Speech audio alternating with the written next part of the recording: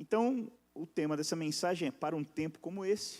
Se você tem o bom hábito de anotar, já faça aí a tua anotação. E eu queria que você abrisse a sua Bíblia, mas aqui me falaram que era culto de jovem, é isso mesmo, né? É de jovem. Não, porque jovem é intenso e jovem é animado. Então, já que nós estamos num culto de jovens intensos e animados, eu quero que você abra a sua Bíblia, mas com muita alegria. Tudo bem? Então, abra a sua Bíblia com muita alegria em Esther 4:13.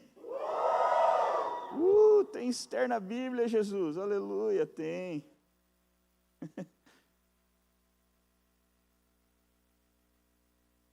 Vamos lá. Livro de Esther, capítulo 4, versículo 13 e 14. Diz assim, é um texto muito conhecido. Mandou dizer-lhe: não pense que pelo fato de estar no palácio do rei, de todos os judeus, só você escapará. Pois, se ficar calada nessa hora, socorro e livramento surgirão de outra parte para os judeus. Mas você e a sua família, você e a família de seu pai, morrerão. Quem sabe, se não foi para o momento como este, que você chegou à posição de rainha? Eu quero frisar novamente essa pergunta. Quem sabe, se não foi para um momento como este, que você chegou à posição de rainha? Diga, para um momento como este. Se você já passou pelo encontro, eu vou te relembrar uma coisa que a gente costuma ministrar ali. Você já entendeu que nunca houveram tantas pessoas no mundo como agora? Nós estamos chegando lá em 8 bilhões de habitantes, se não me engano, no mundo. É gente que não acaba mais. E, queridos, nunca houve na Terra tanta gente. Nenhuma outra geração que veio antes de nós viu o mundo com tanta gente, com tantas pessoas. E também nós podemos dizer que nunca houveram tantos perdidos, sim ou não? Nunca houveram tantos perdidos no mundo como há hoje em dia. E olha que tremenda missão que Deus nos confiou. Jesus disse lá em Mateus 28, ide por todo o mundo, pregai o evangelho a toda criatura, batizando-os em nome do Pai, do Filho e do Espírito Santo, e ensinando-os a guardar tudo o que eu vos tenho ensinado. Jesus chamou aqueles que eram discípulos, aqueles que caminhavam com Ele, aqueles que serviam a Ele, porque fica claro, quando você fala discípulos, nos evangelhos a gente vê muito claro, sempre tem dois grupos ali, o grupo dos discípulos e o grupo da multidão.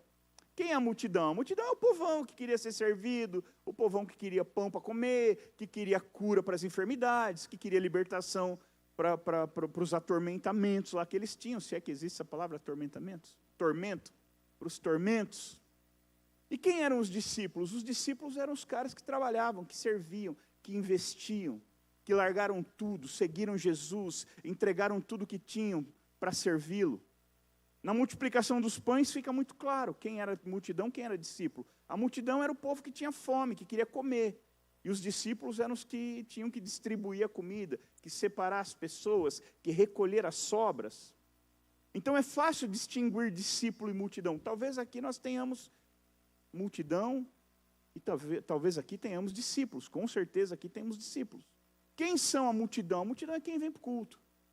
A multidão é quem chega aqui, quer uma boa palavra, ainda se o louvor desafinar, sai reclamando, se o pastor não for muito empolgado, sai reclamando. Isso é multidão, queridos. É o temperamento, é o comportamento, é o entendimento da multidão. Ela quer ser servida. Ela quer receber o que ela quer e ir embora. Quem são os discípulos? Os discípulos, eles já se mostraram aqui, muitos deles. Muitos discípulos estavam ministrando, muitos discípulos estavam servindo. Quando chegou, tinham discípulos ali. Em todo lugar tem discípulos lá na mesa de som. Tinham discípulos aqui ministrando o teatro, o louvor. Tem um discípulo aqui ministrando a palavra. E alguns discípulos não fizeram nada agora, mas fazem nos bastidores. Lideram célula, são anfitriões de célula. Então, os discípulos são aqueles que creram de tal forma que investiram tudo naquilo. Você quer saber o quão crente você é? Depende, veja quanto você tem investido. Quanto você tem investido? Você tem investido 2 horas aos sábados para estar aqui? Ou aos domingos no culto principal?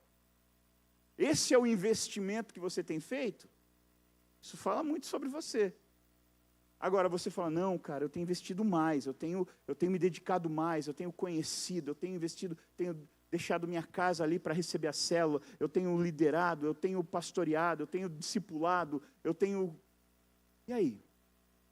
Veja que interessante, num tempo como esse, né, no encontro, como eu disse, a gente faz isso rapidinho numa ministração lá. Se você fosse escalar um time de craques, tops, evangelistas poderosos, para estar na terra, nesse pior momento da humanidade, no momento onde teria mais gente para ser evangelizado, o momento, como nós vimos, onde teria mais distrações. Em nenhum momento da história, até os dias atuais, houveram tantas distrações. As distrações, elas vêm de todo lugar, e esse teatro foi muito pontual, muito forte, porque ele pegou numa ferida que é uma das principais feridas dessa geração.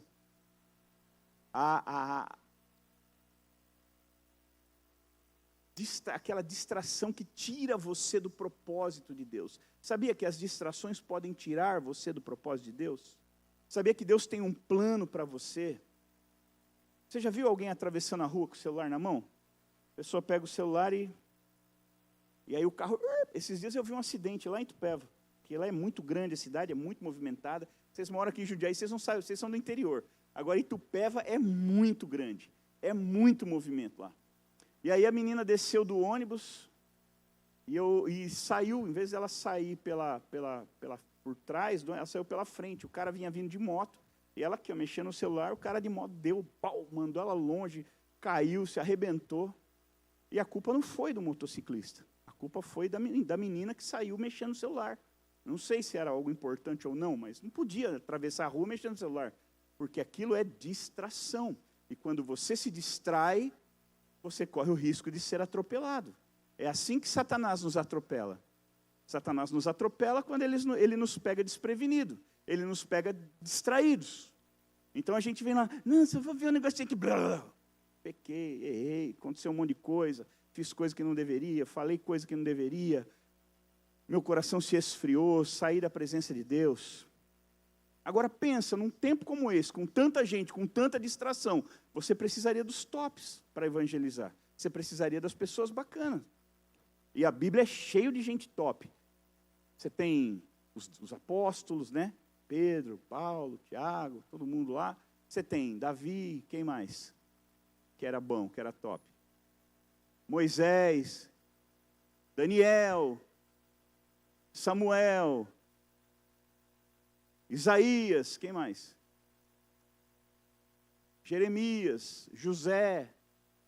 Queridos, no meio de tanta gente top, Deus decidiu trazê-los num tempo mais tranquilo. Na verdade, eles tinham outras dificuldades, né? Mas a terra não era tão cheia. Agora, pensa que num momento como esse, Deus escolheu você. Deus escolheu a mim. No pior momento, com tanta gente boa, Deus escolhe a gente. Você fala, ele não bate bem na cabeça. Ele deve ter algum problema. Não, ele bate muito bem na cabeça. Ele não tem nenhum problema. Eu não sei por que ele te escolheu. Pastor, por que ele me escolheu? Eu faço a pergunta todo dia. Senhor, tanta gente boa, o Senhor escolheu a mim. Tanta gente boa, tanta gente, né, mais sábio, mais inteligente, mais capacitado. O Senhor escolheu eu. Então eu também não tenho essa resposta nem para a minha vida. Provavelmente eu não vou ter para a sua também. Aprove a Deus escolher você. Olha para quem está do teu lado aí, fala, Deus te escolheu. Fala para ele, eu não sei porquê, mas ele escolheu. Aprove a Deus escolher a mim e a você para o pior momento da humanidade. Para o pior estágio. Para o pior cenário que podia ter. ele entende que há em nós algo precioso, valioso. É como um diamante bruto. Você vê um diamante bruto, ele parece uma pedra comum, mas quando você começa a tirar a escória, quando você começa a lapidá-lo, então ele começa a revelar o seu brilho e o seu valor. Assim somos nós, diamantes brutos, mas quando nos deixamos lapidar, então à medida que o Senhor vai tirando as arestas, vai aparecendo o que Ele é em nós. A natureza de Deus vai aparecendo, cada vez que a nossa natureza vai sendo lapidada, vai sendo removida, toda a escória do meu caráter, do meu temperamento, isso quando vai sendo removido, então vai mostrando a essência de Deus que há em mim, que há em você. E é nesse ponto que nós estamos querendo chegar. Nós lemos esse texto de Esther, e Esther estava vivendo um momento bem difícil também. Uma armação contra o povo judeu. Esther, como judia, ela era uma das rainhas, ela morava no palácio lá, ela tinha acesso ao rei, e o seu tio, Mardoqueu, manda chamar ela, e fala, olha, o bicho está pegando, o rei está lançando um decreto aí, que vai mandar matar todo judeu, e você não está fazendo nada, você está de boa na lagoa, fingindo que está tudo bem, vai morrer todo mundo, eles vão extinguir aqui os judeus desse lugar. E você está pensando que você vai ficar escondidinha porque você é rainha? Não, vai sobrar para você também. Porque quando Deus quer salvar, Ele usa quem quer. Se você não se deixar usar, Deus vai usar outro. De outro lugar virá salvação para os judeus. Se Ele não puder fazer através de você, vai fazer através de outro. Mas e você? Como fica nisso?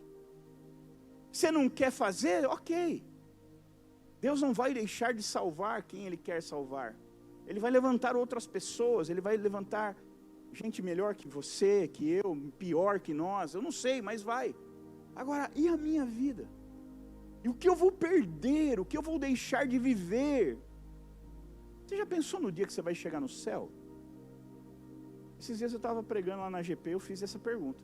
Eu falei, você já pensou no dia que você vai chegar no céu? Você já pensou nesse dia? Na verdade, queridos, a gente vive só para esse dia. Esse dia define toda a nossa vida.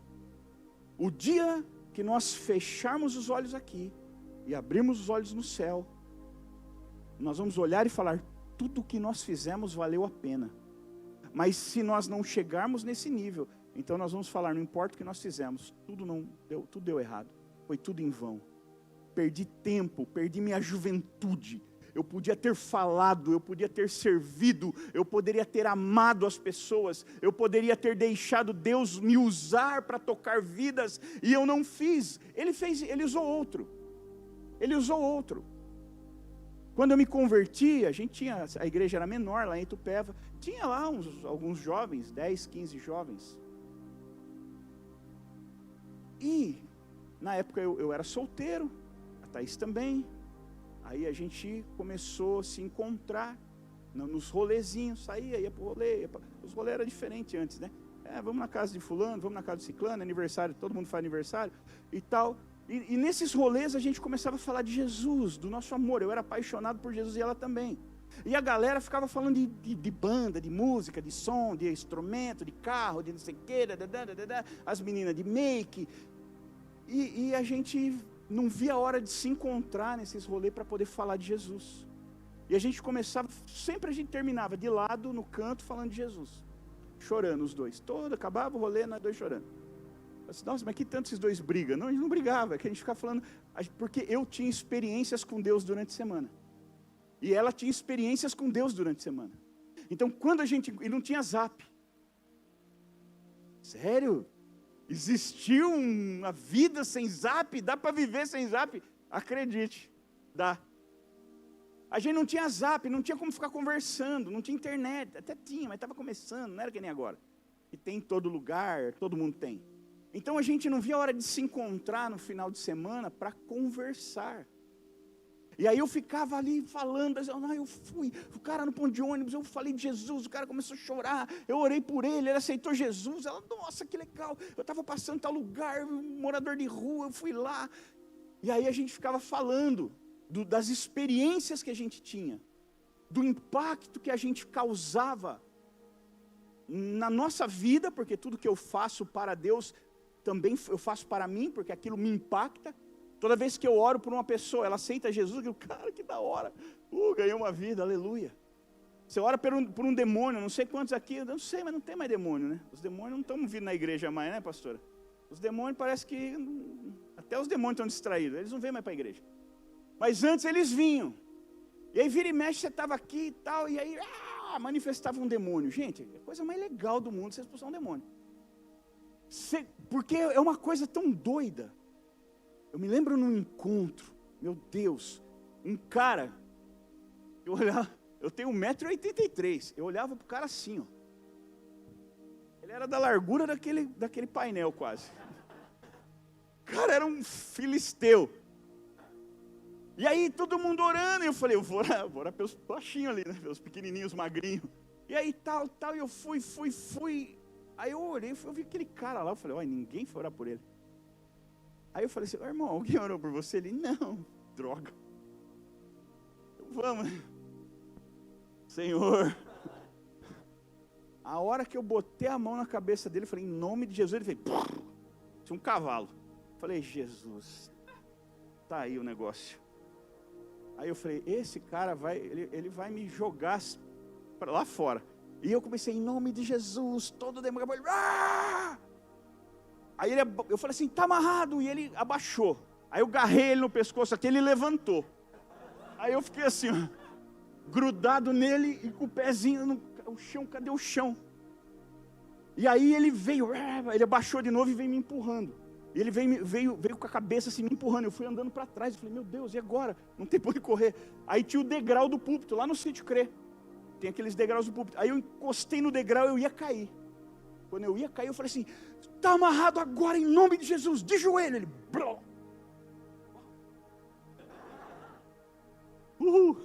funcionou. Eu nunca fui muito da libertação, né? Você conversar com a pastora Alessandra, o pastor Arthur, eles gostavam desse reprepré aí, eles vão falar melhor, mas eu nunca fui muito disso. Então eu não tenho muitas experiências, mas na hora que ele caiu de joelho, eu falei, e agora? Aí eu falei, bom, agora eu tenho que expulsar. E o cara amarrado e ficou ali, eu falei, tá, tudo bem, então beleza. E aí eu, em nome de Jesus, sai! Caiu. Aí ele acordou assim, o que foi? O que aconteceu? Eu falei, melhor nem te falar, irmão, senta aqui, depois a gente conversa. Mas aquilo foi uma experiência tão legal, aquele cara ia me matar. Se não fosse, eu não sei se você já viu um endemoniado, queridos, mas às vezes a primeira vez que eu vi endemoniado lá em Itupeva, foi numa senhorinha desse tamanho, do coquezinho, parecia a mulher do Madagascar, sabe aquela velhinha do Madagascar? Parecia ela. E a segunda vez que eu tinha ido no culto, muito antigamente, o culto de libertação era de domingo. E aí eu fui no sábado, aceitei Jesus. No domingo eu falei pro meu amigo que me levou, quero ir de novo. Ele falou, amanhã é meio pesado, melhor você não vir. Eu falei, não, cara, eu quero ir, me leva. Ele falou, tá bom, me levou. Umas 3 fileiras na minha frente, manifestou, e tinha lá um rapazinho lá, que ele fazia um negócio louco, ele fechava o templo, ficava tudo trancado as portas, ninguém podia sair, era um negócio maluco. E aí ele começou a orar, e daqui a pouco eu senti um vento assim, ó. Quando eu abri o olho, era uma cadeira. Passou.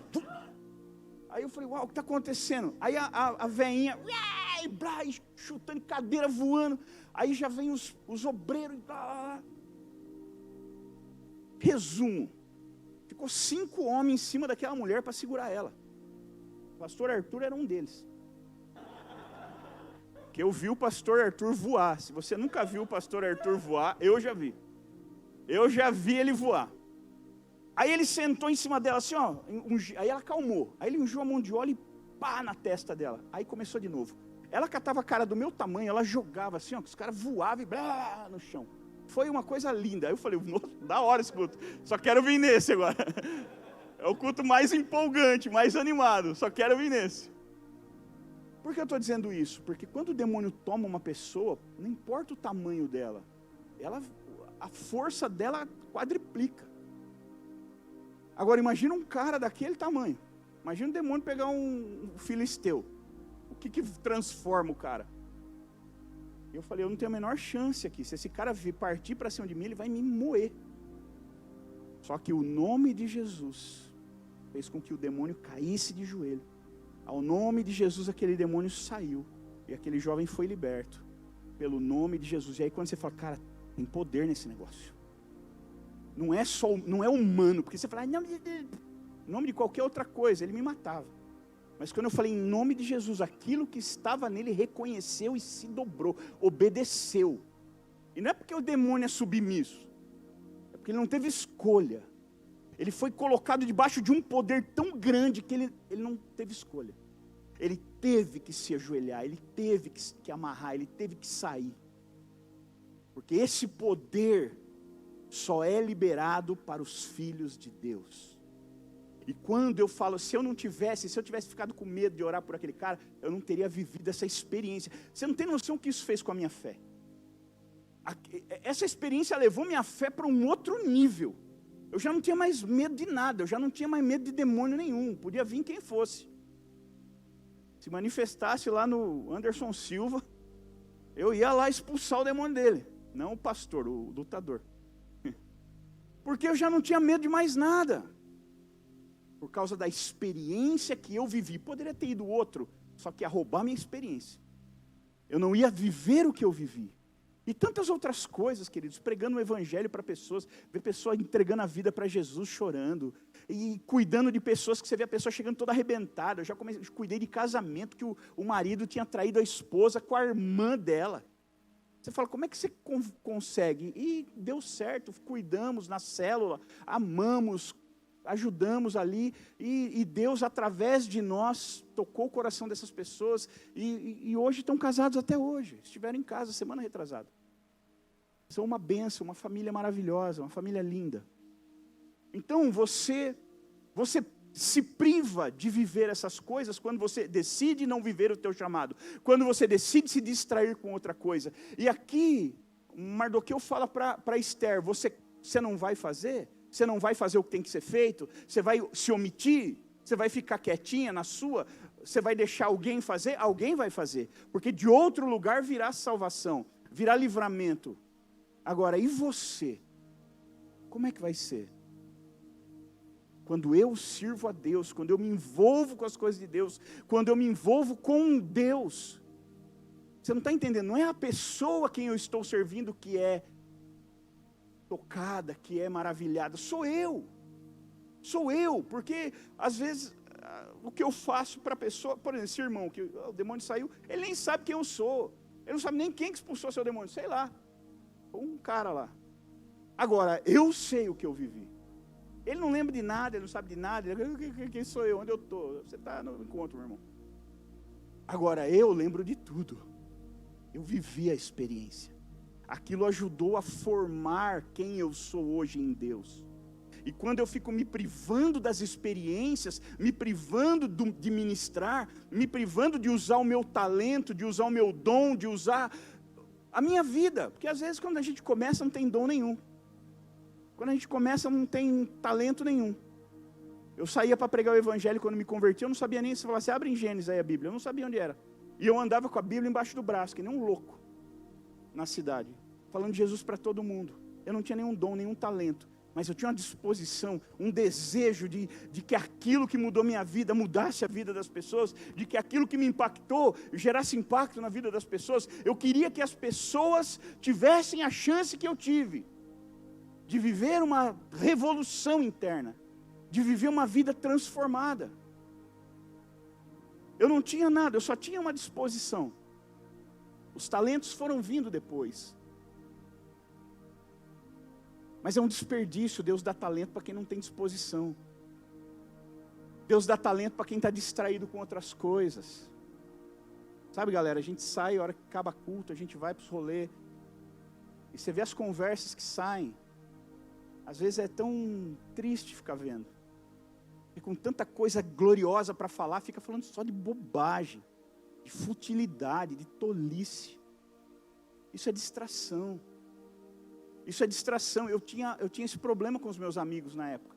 Graças a Deus que eu encontrei a Thaís, que também era doida que nem eu, desesperada, buscava Deus, amava Jesus, tinha experiência com Deus, e a gente ficava de canto trocando ideia, porque não dava para ficar no meio da galera, porque só falava groselha.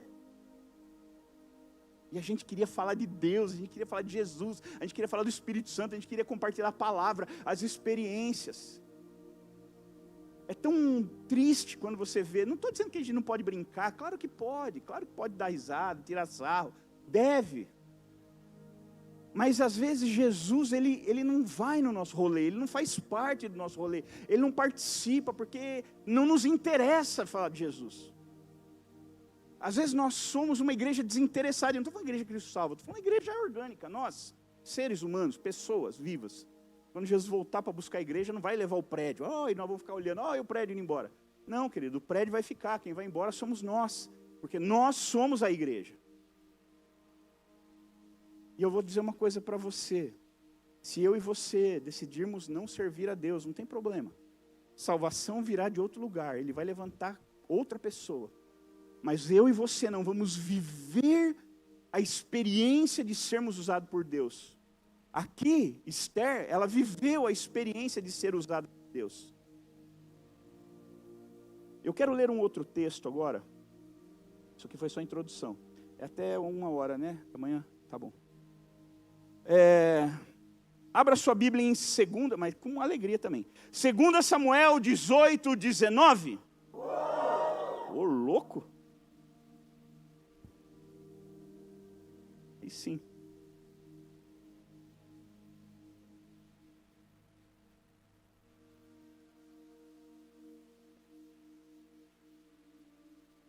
Então Aimás, filho de Zadok, disse a Joabe: deixe que eu vá correndo dar ao rei a notícia do que o Senhor fez, de que o Senhor fez justiça, livrando-o dos seus inimigos.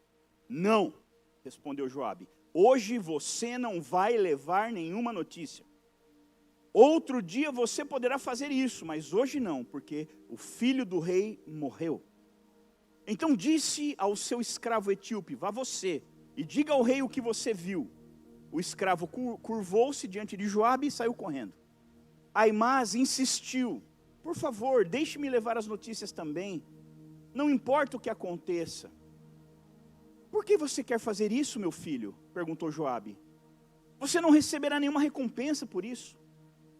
Aconteça o que acontecer, eu quero ir, repetiu Aimás. Então vai, respondeu Joabe. Aí ele saiu correndo pela estrada do vale do rio Jordão e passou na frente do escravo etíope. Davi estava sentado entre o portão que dá para fora da cidade e o que dá para dentro. O vigia subiu no alto da muralha e ficou no terraço do portão. Ele olhou para fora e viu um homem correndo sozinho, então avisou o rei. E o rei disse: se ele está sozinho, vem trazendo boas notícias. E o corredor veio chegando. Então o vigia viu outro correndo sozinho e gritou para a guarda do portão: vejam, vem vindo outro homem correndo. Esse também está trazendo boas notícias, respondeu Davi. O vigia disse: pelo jeito de correr, o primeiro homem deve ser Aimás, filho de Zadok. Ele é um bom rapaz, disse o rei, deve trazer boas notícias. Aimás gritou para o rei: tudo vai bem? Então ajoelhou-se diante dele, encostou o rosto no chão, dizendo: que o Senhor, seu Deus, seja louvado, pois ele deu a vitória sobre aqueles que se revoltaram contra o Senhor. E o jovem Absalão está bem? Perguntou o rei. Aimás respondeu: no momento em que o seu oficial Joabe me mandou vir, eu vi uma grande agitação, porém não sei dizer o que era. Ou seja, eu vi, mas não vi. Versículo 30. Fique de lado e espere, disse o rei. Ele ficou de lado e esperou. Então o mensageiro etíope chegou ao rei e disse: ó rei, eu tenho boas notícias para o Senhor. Hoje o Senhor teu Deus lhe deu vitória sobre todos os que se revoltam contra ti. E o jovem Absalão está bem? Perguntou o rei. E o mensageiro respondeu: eu gostaria que o que aconteceu com ele acontecesse com todos os inimigos do Senhor e com todos os que se revoltam contra o Senhor. Então o rei ficou profundamente triste, subiu à sala que ficava em cima do portão e começou a chorar. Ele andava para lá e para cá e gritava. Até aí. Talvez você já me viu pregar essa mensagem, eu já ministrei essa mensagem algumas vezes. mas hoje eu quero trazer ela dentro de um contexto diferente. Aqui a palavra diz que, nesse contexto, para você entender, Absalão se revoltou contra o seu pai Davi, montou um exército, expulsou Davi do trono, tomou o lugar dele, e Davi fugindo com aqueles que o seguiam, e Absalão perseguindo Davi, até que os exércitos se encontraram e se enfrentaram. E Davi tinha pedido para tratarem Absalão com amor, com respeito, com carinho, porque era filho dele. Só que desobedeceram a ordem de Davi e mataram Absalão. E quando eles iam levar a notícia de que, olha, vencemos os inimigos, o exército foi vencido e Absalão foi morto. Aí tinha um filho de um sacerdote, um cara muito bom. Ele falou, deixa eu dar o recado, deixa eu levar mensagem. E Joabe fala, não, você não vai. E pegou um escravo etíope e falou, vai você. E o escravo se curvou e correu. E Aimaas ficou desesperado, não, deixa eu ir também, não, mas eu quero ir. Cara, eu preciso falar, mas o que você vai falar? Você não viu nada. Não, mas eu quero ir, seja como for, deixa eu correr. Aí Joabe falou, então corre. E Aimaas então...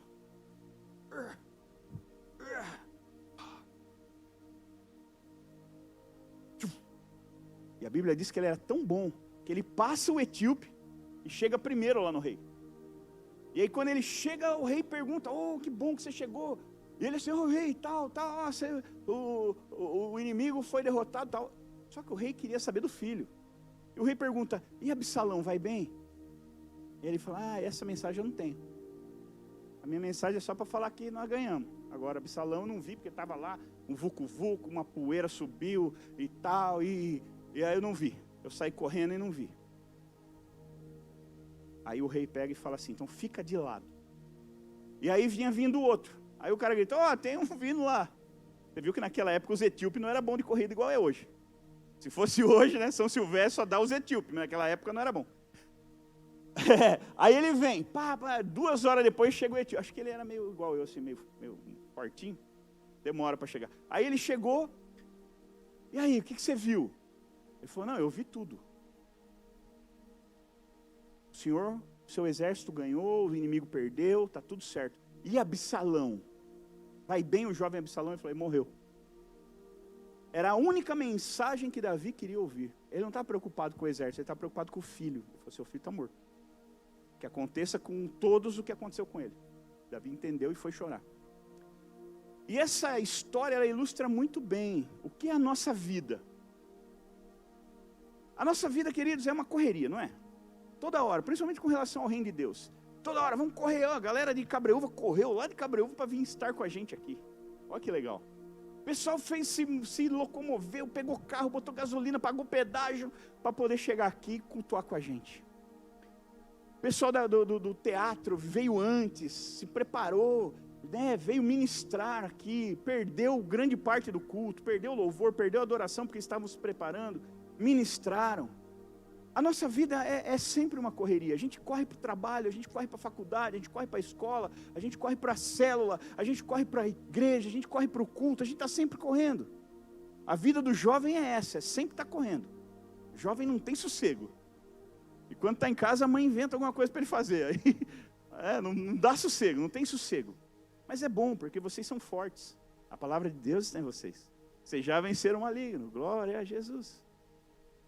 Então vocês têm que usar essa força para correr. Só que tem uma questão aqui, esse texto nos mostra isso.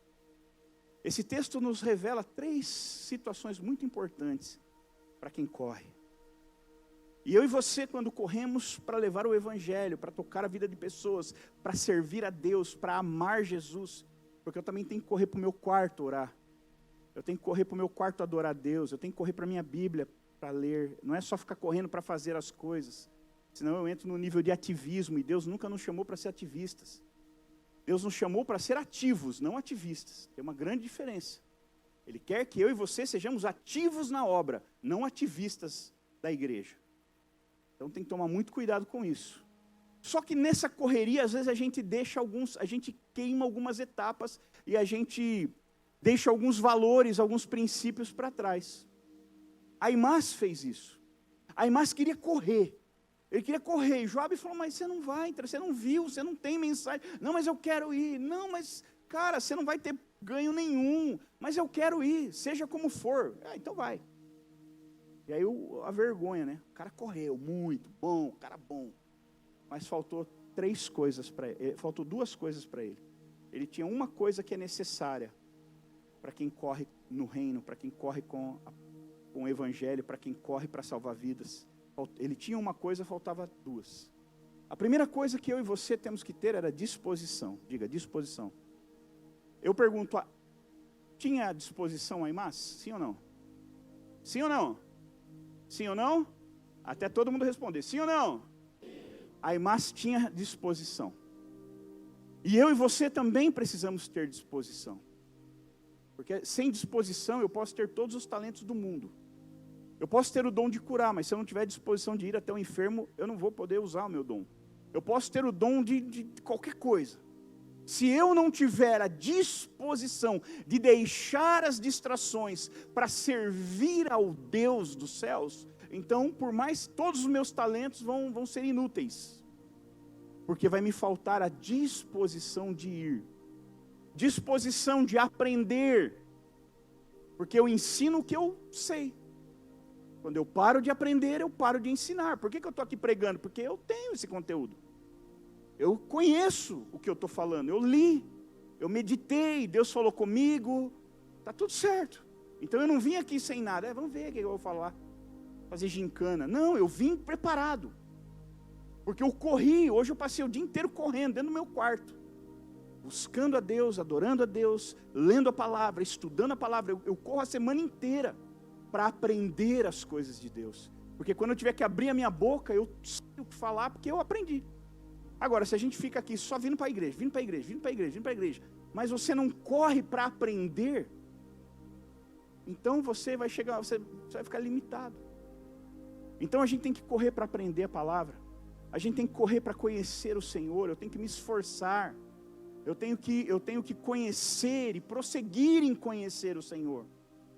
A palavra diz, vocês erram por não conhecer as Escrituras e nem o poder de Deus. Então eu tenho que correr em direção ao Senhor. Eu tenho que correr em direção ao ensino, ao conhecimento de Deus, da pessoa dele e da palavra dele. Porque não adianta eu virar um cabeção cheio de informação religiosa, mas eu não conheço o Senhor, então eu vou aplicar aquilo totalmente fora de contexto. Por isso que você vê alguns religiosos aí, legalistas, falando na internet, e só bate na igreja, bate no crente, se levanta a mão, não pode levantar a mão, se roda, não pode rodar, se canta, não pode cantar, se bate palma, não pode bater. Cheio de versículo bíblico, mas só correu para conhecer a Escritura, mas não correu para conhecer o poder de Deus. E a Bíblia diz que nós erramos quando nós não conhecemos a Escritura e nem o poder de Deus. Eu preciso correr em direção à Escritura. Eu preciso conhecer a palavra, porque senão eu vou para a faculdade, vem um professor doido lá, maluco, beleza? E o cara fala meia dúzia de bobagem, e eu falo, é verdade, né? Aí eu venho para a igreja, em vez de eu ir para a faculdade carregando o evangelho, eu venho para a igreja carregando as bobagens que é falada na escola. Porque tem os professores lá que só Jesus na causa. E não só professores, a mídia, a opinião pública, está tudo ideologicamente alinhada. E às vezes eu sou mais cheio de ideologias do que de evangelho. E aí eu quero, quando alguém vem e fala o evangelho, você quer combater com a ideologia. Sabe por quê? Porque às vezes você correu demais para adquirir ideologia. E correu de menos para adquirir o evangelho. Você está cheio do quê? Mais cheio de ideologia ou do evangelho? Quando a ideologia e o evangelho se encontram, quem vence no teu coração? Você levanta e sai do culto? Ou você sai falando, esse pastor retrógrado, machista, sexista, taxista, frentista. Ou você fala, não, quando as pessoas lá fora falam essa bobagem, você está amarrado isso aí em nome de Jesus. Eu conheço a palavra, eu conheço o poder de Deus, isso aí vai contra o evangelho, isso vai contra a fé que eu conheço. E aí? O que você está mais cheio? Se você está mais cheio de ideologia, então a ideologia vai roubar tudo que eu estou falando. Mas se você estiver cheio da palavra, ela vai te proteger. Não estou dizendo, querido, que tudo que falam lá fora é errado. Não, tem coisa muito boa, tem coisa muito coerente, tem coisa que eu concordo, mas grande parte ali, queridos, é terrível. Vem para distorcer, vem para roubar aquilo que a gente aprende na palavra de Deus. Então, primeiro, eu tenho que ter disposição para correr. Diga disposição. A Aimás tinha, sim ou não? Segunda coisa que eu preciso ter, propósito. A Aimás tinha propósito? Sim ou não? Quem acha que sim, levanta a mão. Quem acha que ele tinha propósito, levanta a mão. Quem acha que ele não tinha propósito, levanta a mão. Quem não consegue levantar a mão, levanta a mão. Quem não passou desodorante, pode levantar a mão, que o irmão do teu lado te ama, ele vai suportar. Tá louco, bicho? O jovem está muito morto. Quem acha que sim, levanta a mão. Ó, deixa eu ensinar você assim, ó. Oh, levanta. Quem acha que não, levanta a mão. Oh, quem não acha nada, levanta a mão. Isso, tem dois aí que não acham, três que não acham nada. Glória a Deus. Pelo menos levantou a mão. Foi sincero. Aimás, olha o que Joabe fala para ele. Você vai correr para quê? Você vai usar a sua disposição para quê? Você não viu. Você não viu nada, você não estava lá, você viu tudo, você não tem informação. Por que você vai correr? E aí ele dá a resposta, aí julguem se ele tinha propósito. Ele fala assim, que seja que for, deixa que eu corra. A Aimás tinha propósito, sim ou não? Infelizmente não. E o etíope tinha propósito, sim ou não? Sim, ele tinha uma mensagem para entregar. Ele tinha o objetivo, o propósito do etíope era chegar até o rei com a mensagem. O propósito de Aimás era correr, se exercitar. Ele queria, sei lá, fazer graça para o rei. E aí o rei, esse cara é o Aimás. E é legal que o cara lá de cima que olha, ele falou, pelo jeito de correr é o Aimás. Os caras sabiam o jeito que o cara corria. O cara era fera. O cara corria muito. Pelo jeito que, ninguém corre igual ele. É o Aimás, certeza. Olha lá a poeira subindo. Ninguém corre desse jeito. E Aimás era bom, era talentoso, era esforçado, tinha disposição. Mas quando ele chega diante do rei, o rei, e aí? Vai bem, Absalão? Não sei, então fica do lado. Porque correu sem um propósito. Vamos esperar quem tem propósito chegar. Aí chega o etíope, um escravo. Não era filho de sacerdote, não era filho de ninguém. Mas tinha um propósito. Tinha disposição e tinha um propósito. E o propósito era chegar diante do rei para poder entregar a mensagem. E finalmente o propósito foi cumprido. Ele chega diante do rei. Então, ele tinha disposição, ele tinha propósito, mas falta uma coisa ainda. A mensagem. Faltava a mensagem. E quando ele tem a disposição para correr, ele cumpre o propósito ao chegar. Mas aí ele vai liberar a mensagem. E Aimás não tinha a mensagem também. Mas o etíope tinha. E quando ele pergunta para Aimás fala, então não sei, eu não vi direito, não tem a mensagem. O etíope fala assim, eu tenho a mensagem. O que o senhor quer saber? Eu quero saber sobre Absalão, está morto. E o rei desmonta. Aimás só tinha uma coisa, então ele não cumpriu a missão. O etíope tinha os três, disposição, propósito e a mensagem. E tem muita gente correndo com disposição. Eu vou lá, não, eu vou falar, vou fazer, eu vou lá, com boa intenção no coração. Mas quando você fala, qual é o teu propósito? Você está na tua escola ali, qual é o propósito? Você está na faculdade, qual é o propósito? É ser mais um aluno? É passar de ano? É ir bem na escola? Glória a Deus, mas tem um propósito maior? Tem um propósito maior? Muitas empresas onde eu passei, queridos, eu ganhei vidas que até hoje estão na igreja. A Thaís, que é uma evangelista, eu nem sou evangelista, eu sou mais pastorzão mesmo, não sou muito evangelista, não tenho muita facilidade de evangelizar, e mesmo assim consegui, porque eu tinha disposição. A Thaís é uma evangelista, por onde ela passa, ela deixa um rastro de salvação. Outro dia ela e a mãe dela foram para 25 de março, ganharam 8 vidas para Jesus. contando, fizemos uma roda lá, oramos, paramos em Cinco de Março. Elas foram comprar bugiganga, voltaram com 8 vidas na coroa, 8 pedras na coroa. A mulher estava pegando latinha, já agarrou ela aqui, vem aqui que eu vou falar um negócio. Aí o outro, daqui a pouco já vem a mãe dela com mais 2. Vem aqui, vamos conversar. Ganharam 8 vidas para Jesus em uma tarde que passaram na 25 de março. Falei, se deixar um mês lá, vocês acabam com a 25 de março, ganha todo mundo para Jesus. Por quê? Porque qual que era o propósito? Comprar bugiganga. Não, querido, não. Eu sou crente, eu amo Jesus, eu fui alcançado por Ele.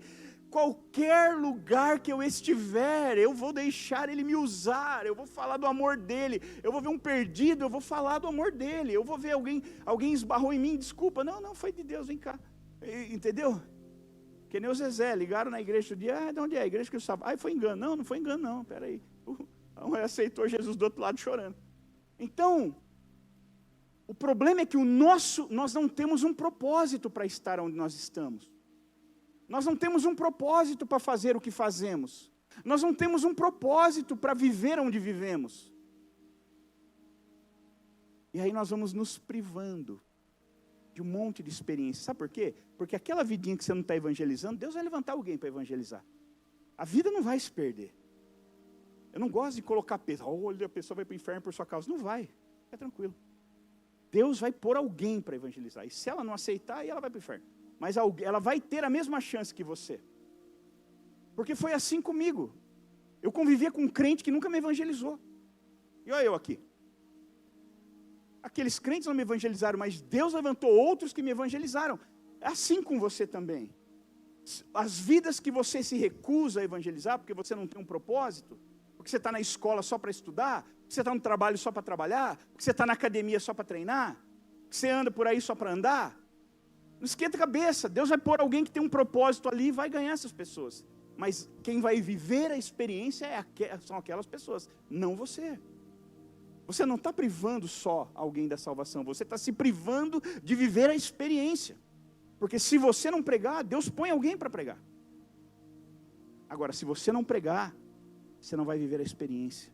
Você não vai deslanchar, desfrutar daquilo que Deus tem. E principalmente, não adianta eu ter disposição, não adianta eu ter propósito, se eu não tenho a mensagem. Aí a única coisa que eu falo assim, Raul, vamos lá na igreja, cara. Aí o cara, sai fora, está amarrado. Eu não gosto de igreja. Não, beleza, eu tentei, eu falei de Jesus para você. Não falou de Jesus nada, só convidou para ir na igreja. Tá bom, convida para ir na igreja. Quem me evangelizou a primeira vez, além de me falar de Jesus, me chamou para ir para a igreja. Vai ter um evento na GP, convida. Vamos lá na GP. Mas eu já ouvi gente assim, pastor, falei de Jesus lá pro cara, trabalha. O que você falou? Não, eu falei para ele, cara, vai lá na igreja, tem um louvor legal lá. Não, você pregou a igreja, você não pregou Jesus. Você falou de salvação, você falou que Jesus ama ele. Não, pastor, eu tinha vergonha. Então você não falou do evangelho, meu irmão. Tá bom chamar para ir para a igreja, para a célula? Tá bom, é um começo. Mas isso não é evangelismo. Evangelizar é falar de Jesus. Ainda que você entregue um panfleto. Você não tem coragem de falar de Jesus? Anda com um panfleto. A minha esposa é evangelista. A gente sai para andar de moto. Eu paro no pedágio, ela evangeliza a mulher do pedágio. Outro dia eu estava saindo lá de Itupeva, estava aqui em Jundiaí, ela fez eu voltar porque ela esqueceu os panfletos. Acabou os panfletos do pedágio, que ela deixa na bolsa dela. Tive que voltar em Itupeva só para ela pegar o panfleto para poder evangelizar as moças do pedágio. Já aconteceu de eu parar no pedágio, aí ela que paga, né? Porque ela está com a mão livre lá. Aí, mas está demorando aqui, olha a moça chorando. Cara, como é que você faz isso? Eu nunca vou entender, eu não sou evangelista. E a moça do pedágio chorando, fala, meu Deus, vamos pensar que a gente está ofendendo, brigando com ela aqui, vamos embora daqui logo. Entendeu? Você não quer falar? Dá um panfleto, entrega alguma coisa, anda com uma camisa que fale, Jesus te ama. Agora é tudo em inglês, né? God's love you. Jesus love you. A pessoa olha, não entende nada, muitos não entendem. A gente tem vergonha de andar com camisa que, Jesus te ama.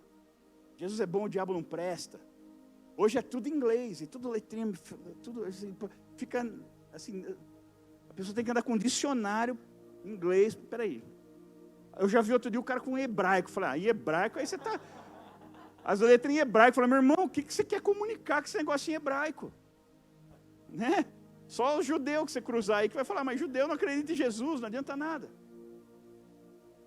A gente precisa ser mais comunicativo, a gente precisa carregar uma mensagem. A gente precisa levar por onde passa a mensagem. Você vai comprar pão na padaria, leve a mensagem. Você pode ver pessoa ali, Deus pode tocar o teu coração. Você está no ponto de ônibus, já aconteceu com você isso? Você está no ponto de ônibus, aí tem uma senhorinha do lado. Aí o Espírito Santo fala assim, fala de mim para ela. Aí você fala, não, como que eu vou falar?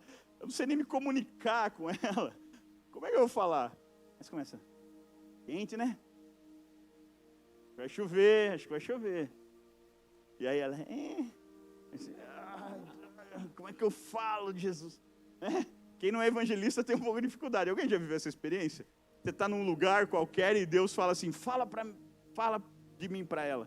Ou alguém, você está no ônibus, alguém vem e senta do seu lado. E Jesus fala, fala. Aí, meu Deus, falou o quê? Eu nem conheço, nunca vi. Se eu for puxar papo, vai pensar que eu estou, sei lá, querer assaltar ela.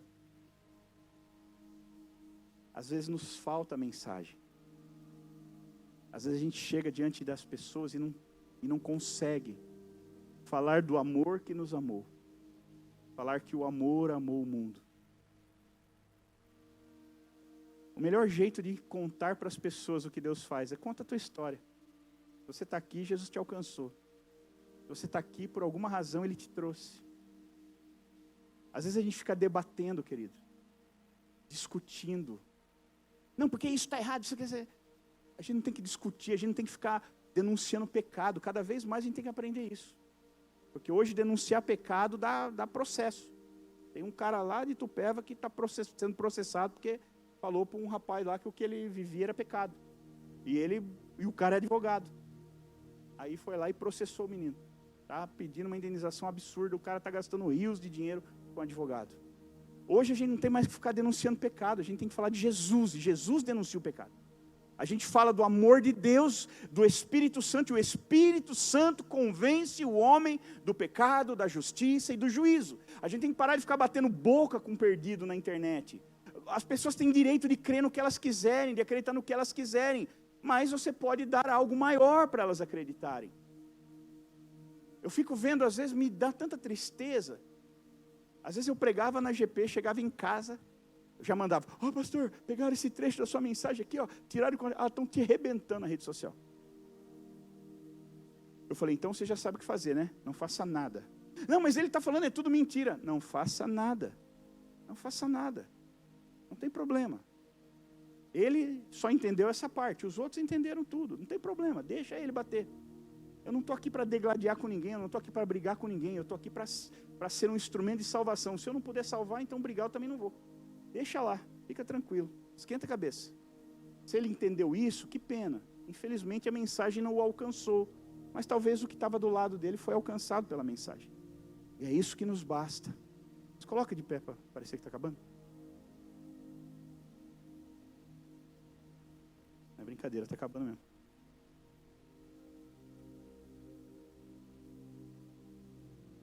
Feche os seus olhos. Eu queria que agora você se desligasse de toda distração. Talvez a sua cabeça agora está pensando o que você vai comer a hora que sair daqui. Será que vai ter cantina? Será que vai ter... o que vai ser na cantina? Esquece disso.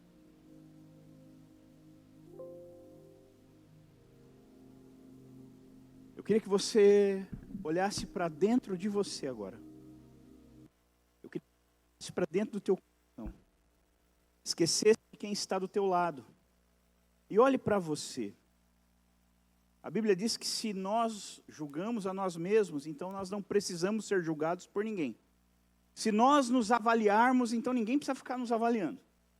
Então eu queria pedir que você fechasse seus olhos nesse momento. E abrisse o seu coração. Nós não podemos finalizar uma palavra como essa sem trazer isso para a prática um pouco, sem dar a quem precisa um tempo e uma oportunidade para se consertar, para se realinhar ao Senhor.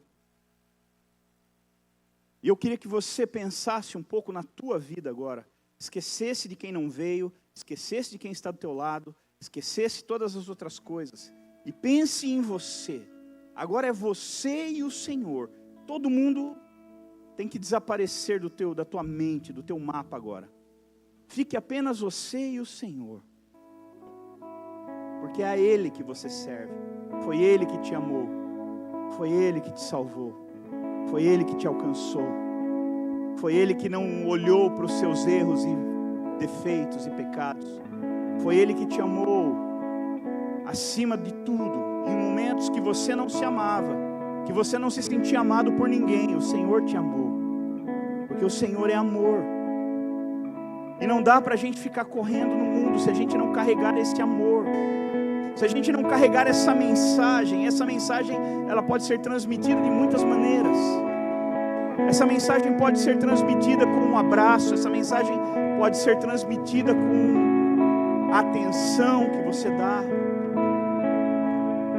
Você pode ficar falando que Deus é amor, mas se você não amar, então você não está carregando a mensagem. Você está só levando uma narrativa, e o mundo está cansado de narrativas. O mundo quer uma mensagem. O mundo quer que você expresse a mensagem de quem Deus é, muito mais do que apenas falando. O mundo precisa ouvir, mas às vezes não vai ouvir com o ouvido, ela vai ouvir com o coração. E para alcançar o coração, essa mensagem tem que ser fiel, ela tem que ser real, ela tem que ser prática.